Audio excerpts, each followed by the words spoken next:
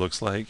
But then for cast shadow, I'm going to lower that as well. It'll speed up render time, which of course is important when working with a high density, but it's also important in the case of short fur to lower those settings, just because they're not going to cast that much shadow being as short as we've got them set.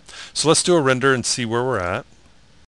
Okay, so we've got a pretty good idea, but once we turn shadows on, it's going to be better. But I can see that I've got this fuzz going all over my surface.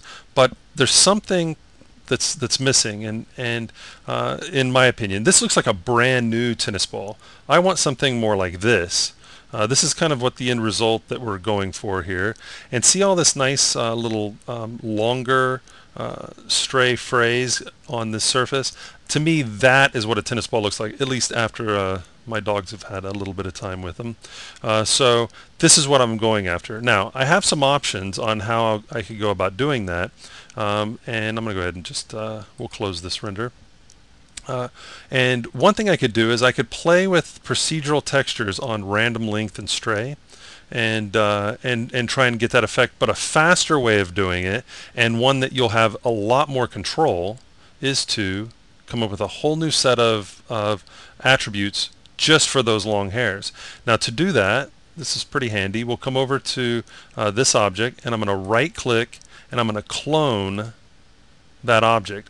What it allows me to do is apply another set of fibers to it with completely different settings. This changed everything for me when I learned this this setup. So I'm going to go ahead and click on that. And for density, now for the longer hairs, we don't need as many fibers. To be honest, what I usually start off with when I'm working with the second set of hairs to get those long hairs is under 10%. But in the case of this tennis ball, I'm going to go around 25%, so a lot lower than what the base setting is, the default setting is, but a little higher than what I'd normally do. But it's just we've got that small short surface that we want to work with.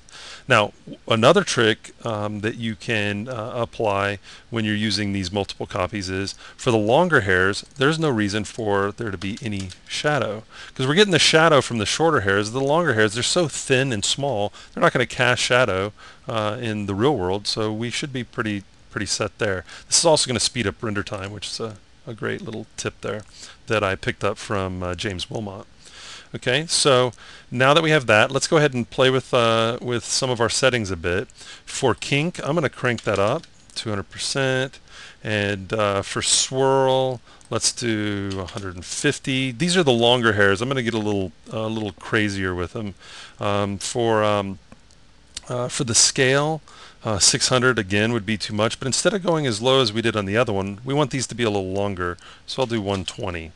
And then for bump, let's go add that bump again. Procedural, let's do turbulence, let's do 800. Contrast, I'm just going to leave that at 0 just so that I get a slightly different look, but for scale, let's use the same settings that we used before. Okay, so now I've got a second set of fibers on the same surface, on the same object, but just slightly different settings that it's going to allow me to blend it. And while we're at it, let's go ahead and turn shadows on. So render tab, render globals, and let's turn on ray trace shadows, and let's see what we've got.